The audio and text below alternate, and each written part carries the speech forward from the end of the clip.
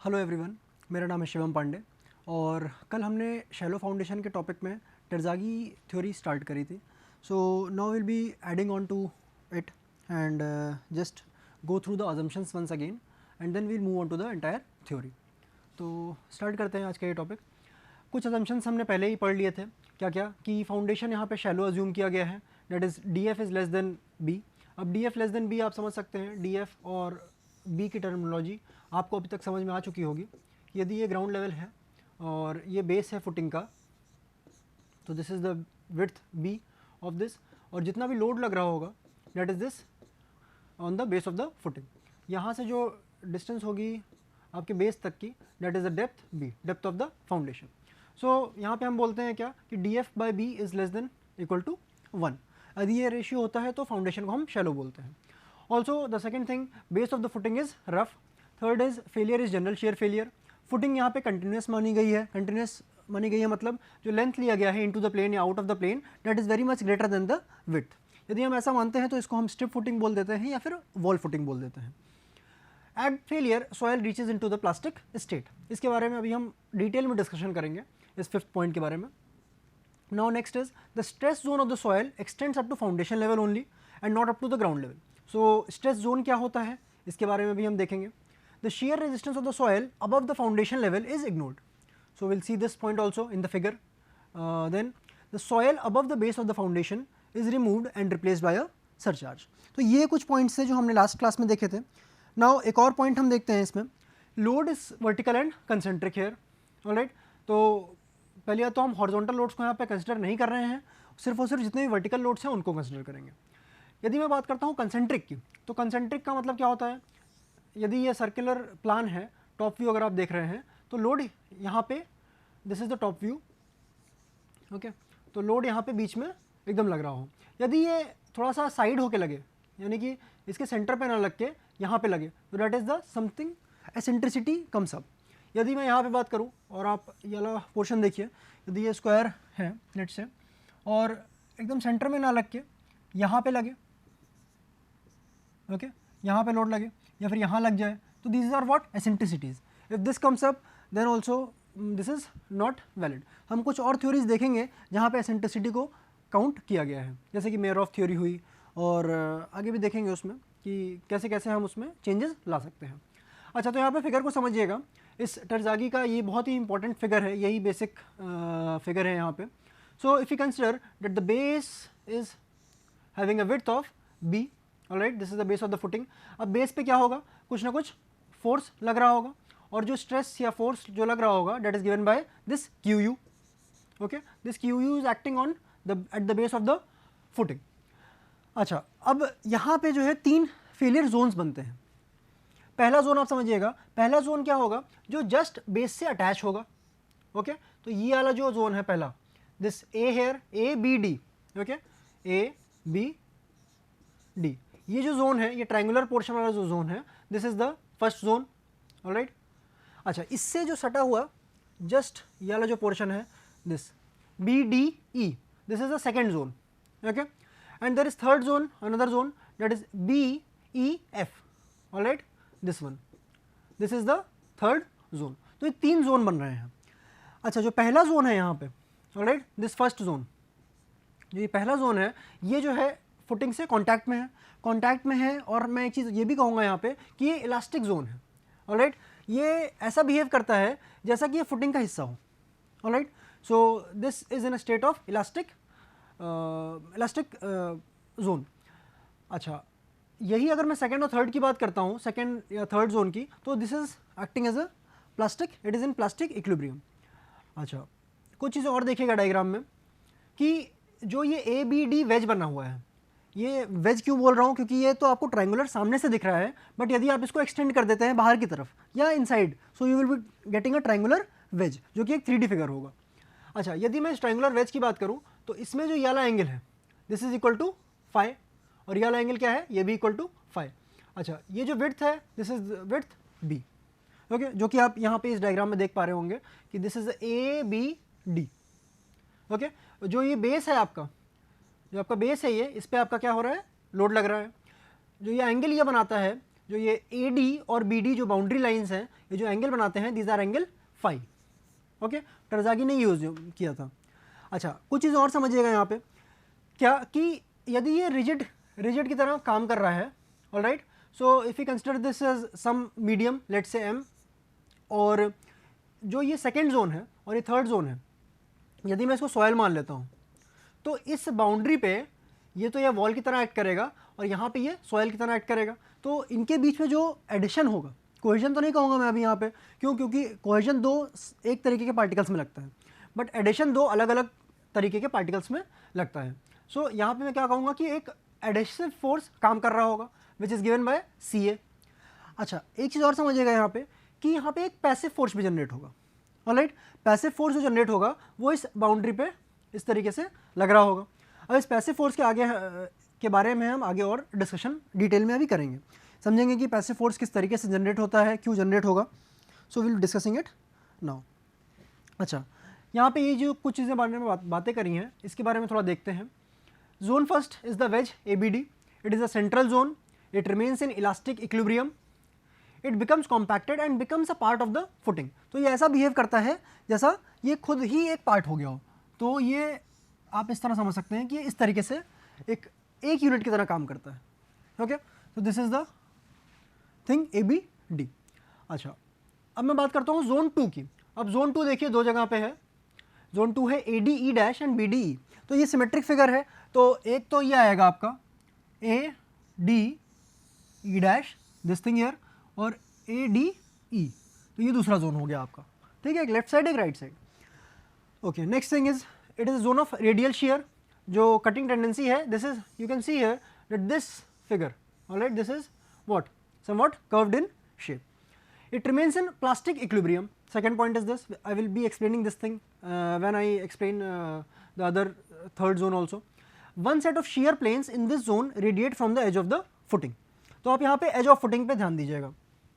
Okay, if this is the edge of the footing, तो यहाँ से ही सारी जो shear planes हैं, alright, जहाँ से कटने की टेंडेंसी होती है.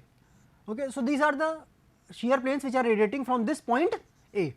ऑलराइट, तो एक कॉर्नर से यहाँ पे रेडिएट हो रहे हैं. वैसे ही जो ये B पॉइंट है, वैसे ही यहाँ पे भी कुछ shear planes जनरेट हो रहे होंगे. Alright, so one set of shear planes in this zone radiate from the edge of the footing. The failure surface or the rupture surface is circular in clayey soil, alright, and log spiral in C5 soil and cohesionless soil. तो जो यहाँ पे आप curved this portion which is curved one है ना, जो आप DE के रूप में देख रहे हो या फिर मैं कहूँ कि DE' के रूप में देख रहे हैं, this is a curved portion. तो ये यदि क्लेई सॉइल होती है तो वहाँ पे सर्कुलर पाथ फॉलो हो रहा होगा. यदि कोहेजनलेस या C5 सॉइल होगी तो वहाँ पे लॉग स्पाइरल वाला कर्व फॉलो होगा. अच्छा, यदि मैं बात करता हूँ थर्ड जोन की, okay, this third zone air जो सबसे एंड में है. अब ये इसको हम बोलते हैं Rankine passive zone of linear share. Okay, so you can see here that the second zone which was having a slightly curved portion, now this EF is almost straight line. So this is a passive zone of this linear shear. Now this is two sets of shear planes which are inclined at an angle of 45 minus 5/2 with the horizontal. तो जो ये shear planes है ना, ये जो angles बना रहे होंगे, these are what 45 minus 5/2. अच्छा, अब यदि मैं बात करने लगूँ यहाँ पे कि पैसिव प्रेशर क्या होगा और एक्टिव प्रेशर क्या होगा, तो थोड़ा सा यहाँ पे समझिएगा आप कि दो प्रकार के प्रेशर होते हैं. क्या, यदि एक वॉल हो और उसके पीछे बैकफिल हो, ठीक, यानी कि यहाँ पे सॉयल हो. अच्छा, ये आपका ग्राउंड लेवल है और यहाँ पे पीछे बैकफिल है. ऑलराइट, यहाँ पे आपकी सॉयल है.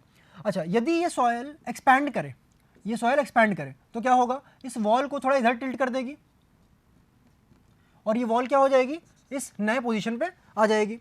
इस स्टेट को हम क्या कहते हैं, इस स्टेट को हम बोलते हैं एक्टिव स्टेट. कि सॉयल एक्सपैंड कर रही है, सॉयल में थोड़ा सा मूवमेंट है बाहर की तरफ, जो वॉल को कहाँ पुश कर रही है, बाहर की तरफ.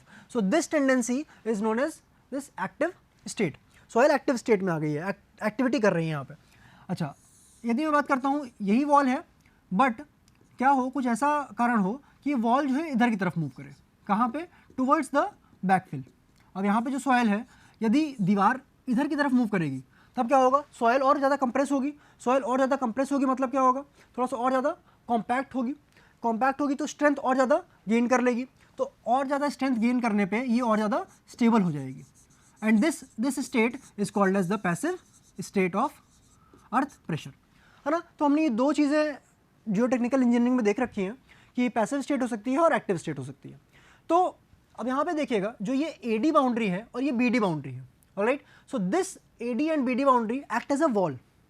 अब यदि हम यहाँ पे लोड लगा रहे हैं and this is pushing the footing down here, then what happens, ये जो वॉल है, alright, this is trying to push this zone.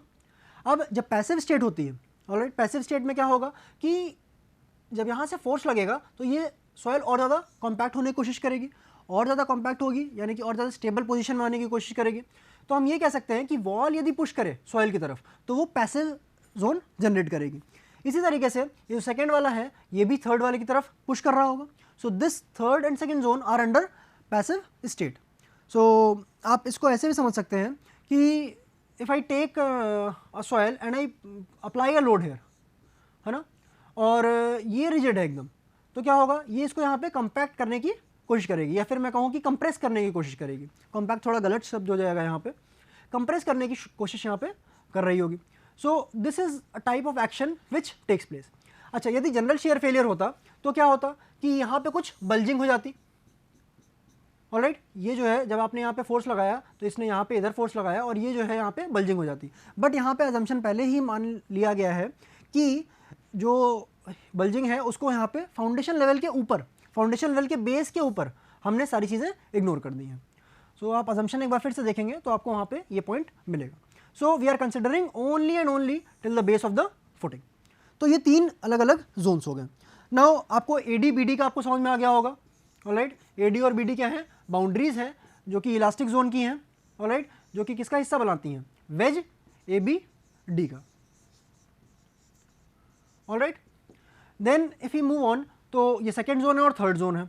तो अब इसमें देखते हैं कि फोर्सेस क्या क्या एक्ट कर सकते हैं। तो सबसे पहले देखिएगा, the lower boundaries AD and BD of the elastic wedge ABD are the failure planes rising at an angle of phi to the horizontal, जो कि आपको बता रखा है यहाँ पे कि ये एंगल जो बनाती हैं ये क्या बनाती हैं, फाई बनाती हैं। Now the failure surfaces DEF dash and DEF are taken to be vertical at D। तो यहाँ पे आप देखिएगा इस चीज़ को कि if this is the wedge here, तो जो ये फेलियर सरफेस यहाँ बन के ये जा रही है ना, तो ये जो स्टार्टिंग का इनिशियल पोर्शन है, okay, this starting portion is what, this is vertical. तो ये बताया गया है इस पॉइंट में कि जो ये DEA वाला है, या DEF में बोल दूँ या DEF डैश बोल दूँ, तो ये वाला जो क्या है, स्टार्टिंग जो पोर्शन है, this is the vertical portion here. अच्छा, दिस इज सेकेंड पॉइंट। अब यहाँ पे एक समझने वाली बात क्या है, फुटिंग ने ऊपर से फोर्स लगाया बट सॉइल क्या कर रही होगी, रेजिस्ट कर रही होगी, okay. So footing can then only break और then only cause the failure if the load from the above is greater than the load from the below। तो एक कंडीशन तो ऐसी आएगी जब दोनों की दोनों बराबर हो रहे होंगे, तब हम मान लेंगे कि इक्विलिब्रियम होगा। यदि उससे जस्ट हमने लोड बढ़ाया, तुरंत क्या हो जाएगा, तुरंत ही फेलियर अकर कर जाएगा। सो footing cannot break into the soil until the passive resistance of the soil masses AD, D dash, E dash F and ADEF, okay. तो जो सेकेंड वाला जोन है और थर्ड वाला जोन है वो ये दोनों मासेस हैं यहाँ पे, ओके, दीज आर ओवरकम। तो जो सेकेंड जोन था, ऊपर से कुछ फोर्स लगा, और जो ये सेकेंड वाला जोन है, थर्ड वाले जोन है, ये क्या करेंगे, नीचे से कुछ फोर्स लगा रहे होंगे। तो this is the downward force, okay, जो नीचे की तरफ लगेगा, और यहाँ से क्या होगा, ये जो पैसिव जोन्स हैं ये क्या करेंगे, ऊपर की तरफ फोर्स लगा रहे होंगे, सम अपवर्ड फोर्स। तो जब तक ये डाउनवर्ड फोर्स और अपवर्ड फोर्स के हम इक्विलिब्रियम को यहाँ पे देख सकते हैं। तो लेट अस सी कि फेलियर पे क्या होगा, डाउनवर्ड फोर्स और अपवर्ड फोर्स बराबर हो जाएंगे। तो यहाँ पे कुछ फोर्सेस लग रहे हैं। पहला क्या है, दिस एडिशन वन, ओके, जिसको CA लगेगा, जो कि बाउंड्री पे लग रहा होगा AD और BD के। अच्छा, एक होगा passive pressure, okay, this will be acting there. जो ऊपर से जो फोर्स लगेगा वो लगेगा आपका कौन सा, QU वाला, जो कि जितना भी अल्टीमेट लोड बियरिंग कैपेसिटी है उस सॉइल की, okay. So let us see here what are the downward forces acting and what are the upward forces which are acting there. तो डाउनवर्ड फोर्सिंग में सबसे पहले देखिएगा लोड बाय द फुटिंग। अब कितना लोड लग रहा होगा, QU तो बियरिंग कैपेसिटी वाला हो गया, so that is this into this B into one लिख सकता हूँ मैं, ओके। वाई वन बिकॉज ये जो ट्राइंगुलर वेज है, ओके, तो विड्थ तो आपने बी ले रखी है और वन यूनिट आप ले लीजिए इनटू द प्लेन या आउट ऑफ द प्लेन, वो आप डिस्टेंस यहाँ पे ले लीजिए।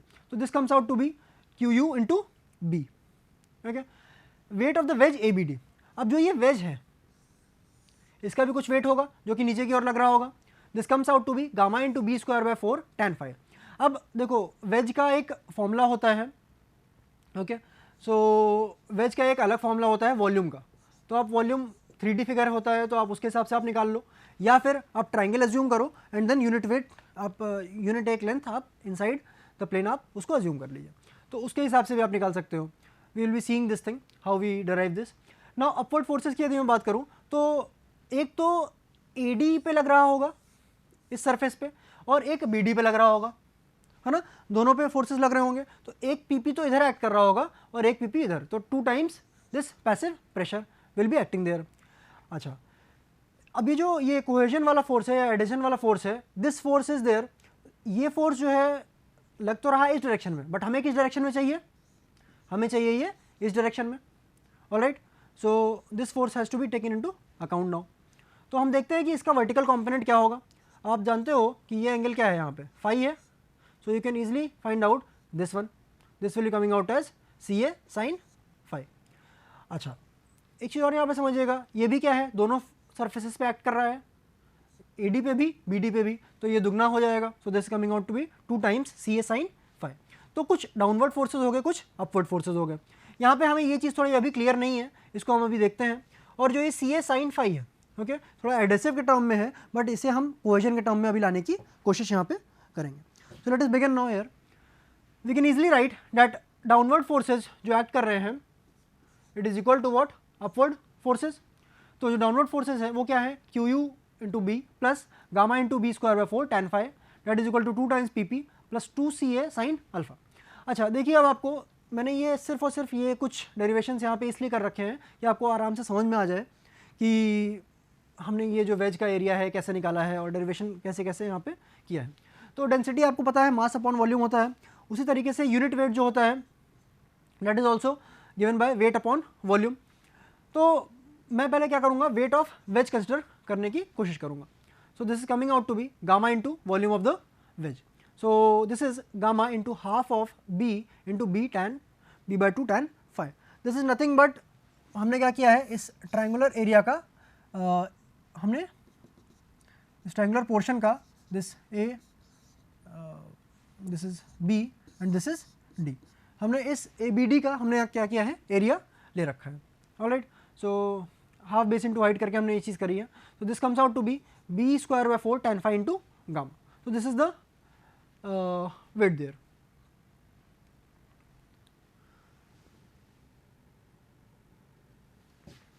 तो ये तो आपका सम यहाँ पे ये टर्म आ गया। Then if you move on to this 2 CA sin five. अब यदि हम इसको सिंप्लीफाई करते हैं तो CA is given by alpha into C, this is the addition और अल्फा एक फैक्टर है, and into this C is the cohesion. अब कोहेसिव फोर्स है ये, अब फोर्स को आप किस में रिप्रेजेंट कर सकते हो, C इंटू दिस BD जो कि एक डिस्टेंस है, इंटू 1 आप लेना चाहो 1 ले सकते हो यहाँ पे। So that is there BD distance जो कि बाउंड्री बना रहा है वहाँ पे, and this alpha into C into B by 2 by cos alpha. अब BD निकालने के लिए ज़्यादा कुछ नहीं करना है आपको, बस जो ये ट्राइंगल है, ओके, आपको ये पता है यहाँ पे, और ये CA एंगल एक्ट कर रहा है, this is angle is phi, और this angle this is what B by 2, क्योंकि आधा पोर्शन रहेगा यहाँ पे, दिस इज B बाय 2। तो आप इससे आराम से ये चीज़ यहाँ पे कैलकुलेट कर सकते हो कि BD की वैल्यू क्या होगी, okay. Now see here this CA sin phi can be written as BC by 2 tan phi।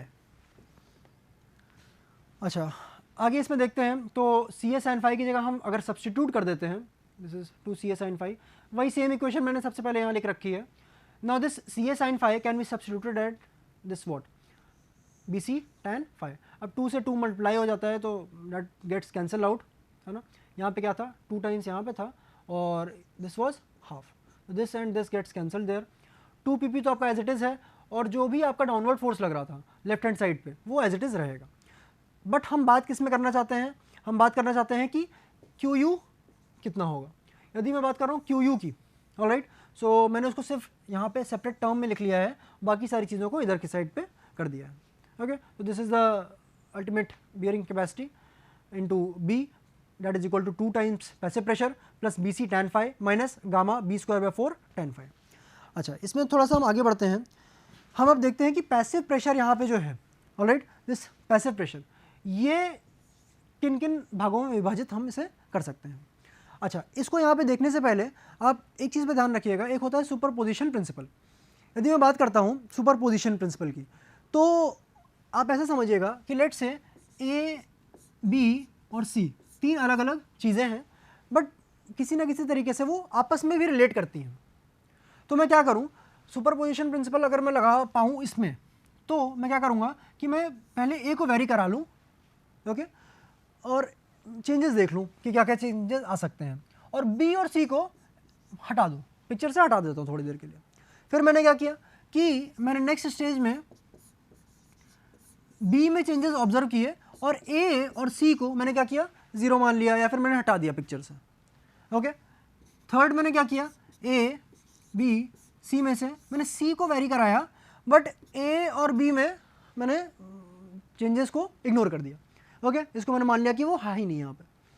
अब यदि इन तीनों कंडीशंस को मैं साथ में अप्लाई कर सकूँ, okay, so that is the superposition principle, कि मैंने एक को मान रखा है, बाकी दोनों को इग्नोर किया, बट मैंने सेकंड केस में क्या किया, उस बी को कंसिडर कर लिया और ए और सी को हटा दिया, है ना. और थर्ड केस में क्या हुआ, सी वाले को कंसिडर किया और बाकी दोनों को हटा दिया. यदि मैं इन तीनों को साथ में लेके चल लूँ, ऑलराइट, इन तीनों को यदि मैं साथ में लेके चल लूँ, तो इन तीनों इक्वेशन से हमें ए, बी और सी तीनों ही कंसिडर होके मिल जाएंगे. इसी तरीके से हम यहाँ पे देखते हैं कि if we take this P P and we divide it into 3 components. तो पहला है P P gamma, that is the due to weight of the soil, alright. Second is P P C. अब जो P P C passive pressure is there due to cohesion, alright, that is the cohesion of soil. Now this P P Q, Q is nothing but the surcharge, जो हम starting से बातें करते आ रहे हैं कि क्यू जब भी हम बात करेंगे तो वहाँ पे सरचार्ज का मतलब होगा. ठीक है, so this P P Q is due to the surcharge. अब यदि आप इसको और थोड़ा समझना चाहो तो आप ये कह सकते हो कि जो भी सॉइल में पैसिव रेजिस्टेंस आया, ऑलराइट, आपने कुछ लोड लगाया सॉइल के ऊपर, अब सॉइल में क्या हुआ, सॉइल में पैसिव रेजिस्टेंस डेवलप हुआ. पैसिव रेजिस्टेंस डेवलप हुआ मतलब कि सॉइल और थोड़ा सा कंप्रेस हो गई, वॉल ने सॉइल को और थोड़ा सा स्टेबल करने की कोशिश की. जब मैं पैसिव बोलता हूँ तो क्या हुआ, सॉइल और ज़्यादा कंप्रेसिव स्टेट में आ रही है, थोड़ा सा और उसको कंप्रेस यहाँ पे कर रहा है, जो भी वॉल है या something is there that is compressing it. अब सॉइल में स्ट्रेंथ गेन हुई. अब सॉइल में स्ट्रेंथ गेन यहाँ पे समझिएगा, यदि सॉइल में वेट हो तो वो क्या होगा, यदि सॉइल पे वेट लगाया जाए तो अपने वेट के कारण तो वो क्या होगी, कंप्रेस होगी, ऐसा तो नहीं एक्सपैंड कर जाएगी वो, ऑलराइट. ऐसे ही समझिएगा कोहेजन का. अब पैसिव स्टेट है यानी स्टेबल स्टेट है, तो यदि कोहेजन हो, सॉइल में थोड़ा चिपचिपापन हो, उसके कारण क्या होगा, सभी पार्टिकल्स आपस में और ज़्यादा जुड़ना चाहेंगे, तो वहाँ पे भी क्या होगा, पैसिव स्टेट में बढ़ोतरी होगी, ऑलराइट.